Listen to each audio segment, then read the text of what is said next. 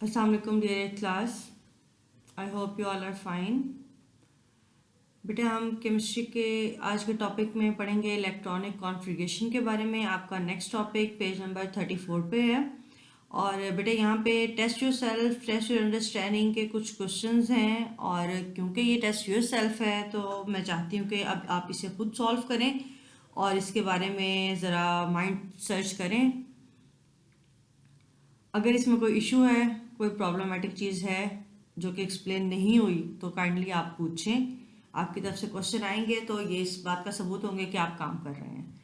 तो आज हम डिस्कस करने लगे हैं बेटा electronic configuration, topic 2.2 from your book page number 34।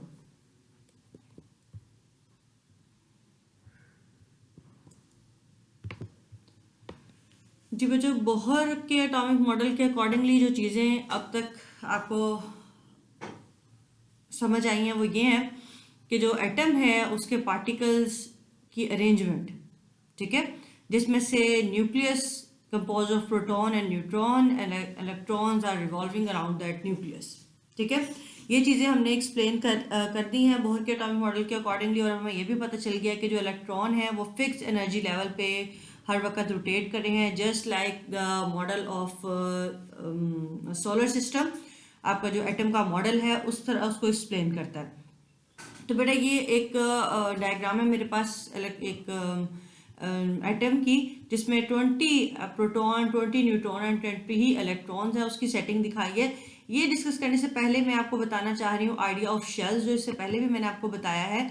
यहाँ से ज़रा फिर से रिवाइज कर लेते हैं कि आपके जो न्यूक्लियस है, न्यूक्लियस से बाहर की तरफ जब आप देखें तो आप शेल्स को देखते हैं। जैसे न्यूक्लियस के सबसे बाहर जो पहला शेल है, ये शेल, इसका नाम है जी के शेल, ठीक है। ये फर्स्ट शेल जो है दैट इज के शेल। उसके बाद जैसे जैसे आप बाहर की तरफ जाते जाएंगे तो ये एनर्जी लेवल जो है वो इंक्रीज होता जाएगा। जो न्यूक्लियस के पास शेल है वो फर्स्ट शेल है और उसका एनर्जी लेवल जो है वो सबसे कम है, जैसे यानी जो के शेल है दैट इज शेल नंबर 1, ठीक है। ये देखें, ये जो आपका फर्स्ट शेल है न्यूक्लियस के बाहर, इसका नाम के है और ये शेल नंबर 1 है। और जो उसके बाहर है वो है शेल नंबर 2, और उसको आप अल्फ़ाबेटिकली शो करने के लिए यूज़ करते हैं अल्फ़ाबेट एल, ठीक है। और उसके बाद जो है एल के बाद जो शेल है वो है एम, थर्ड शेल, ठीक है।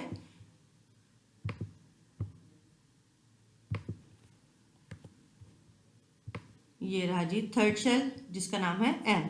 और जो आउटर मोस्ट शेल यहाँ पे मैक्सिमम शो किए गए हैं 4 शेल्स ही, उसका नाम होगा एन। ये है जी आपका शेल एन।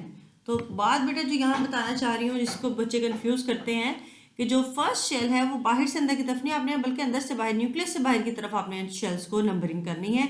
न्यूक्लियस के बाहर जो पहला शेल है उसका नाम है के, जो दूसरा है उसका नाम है एल, जो तीसरा है उसका नाम है एम, और जो चौथा है उसका नाम है एन। तो ये तरतीब आपने बिल्कुल नहीं भूलनी।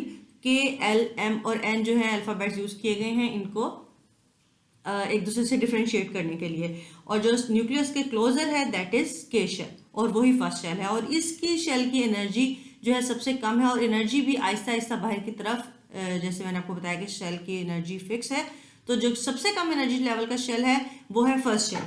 सेकेंड शेल की एनर्जी उससे ज़्यादा है, थर्ड की एनर्जी उससे ज़्यादा है, और फोर्थ की उससे ज़्यादा है।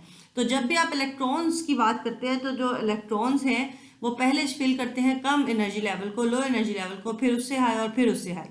अब ये आप इलेक्ट्रॉनिक कॉन्फ़िगरेशन में सीखेंगे कि कितने शेल्स जो हैं वो अकोमोडेट कर सकते हैं कितने इलेक्ट्रॉन्स को। सो कम टू योर बुक। जी बच्चों, ये है आपकी बुक का पेज इलेक्ट्रॉनिक कॉन्फ़िगरेशन, और ये हैं जी जो मैंने आपको एक्सप्लेन किए हैं शेल्स के, एल, एम एंड एन, 1 2 3, ठीक है जी। और उनके एनर्जी लेवल के जो है क्लोजर, न्यूक्लियस के क्लोजर जो है वो मिनिमम एनर्जी है, और जैसे जैसे आप आगे की तरफ जाएंगे तो एनर्जी जो है वो ज़्यादा होती जाएगी।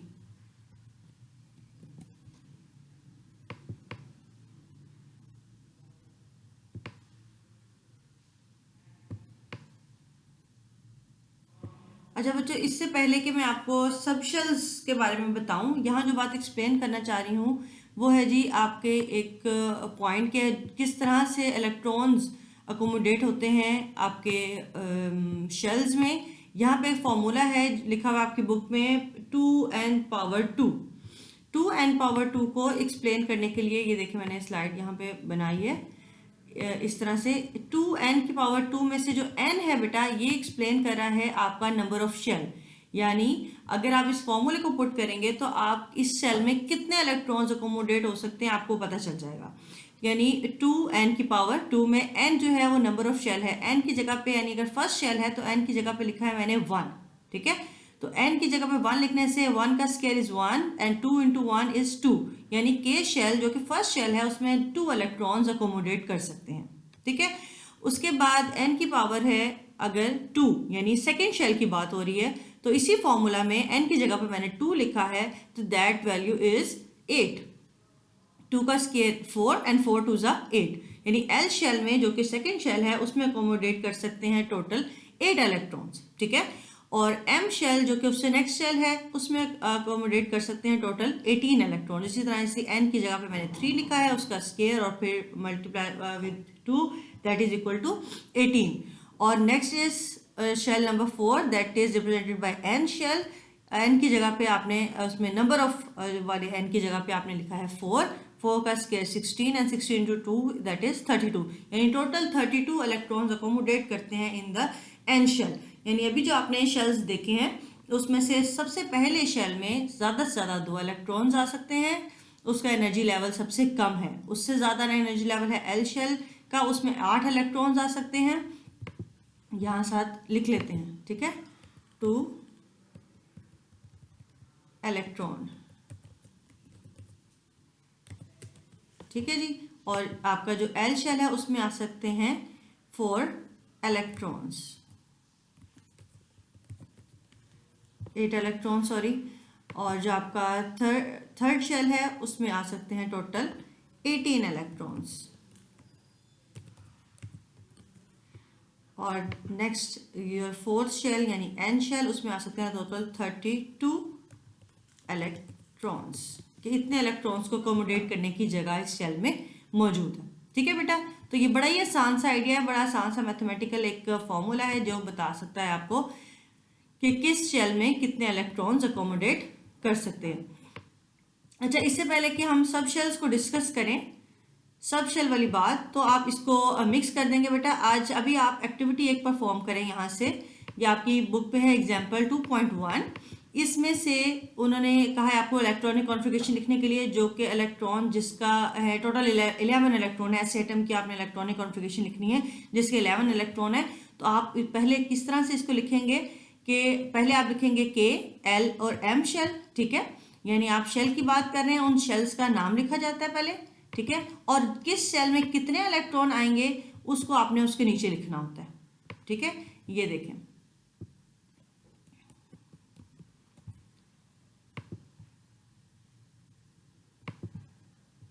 K, L और M, और K के आसपास आएंगे 2 इलेक्ट्रॉन, L के पास आएंगे 8 इलेक्ट्रॉन क्योंकि इसकी कैपेसिटी मैक्सिमम इतनी है। और जो 11th इलेक्ट्रॉन है वो जाएगा M शेल के पास, ये देखें 1, ठीक है।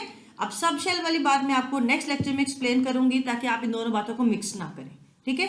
तो अभी जो आपकी बुक में एग्जाम्पल्स हैं, एग्जाम्पल 2.1, 2.2 और 2.3, इनमें से जो K, L, M वाली कॉन्फ़िगरेशन है यानी configuration according to the shells, ये आप आज के इसमें एक्टिविटी में लिख के परफॉर्म करें।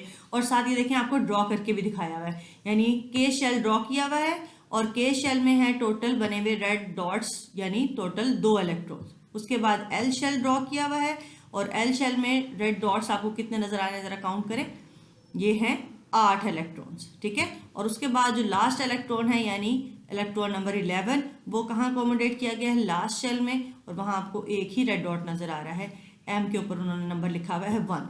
तो इस शेल्स के अकॉर्डिंगली इलेक्ट्रॉन्स को इस तरह से डिस्ट्रीब्यूट किया जाता है, ठीक है।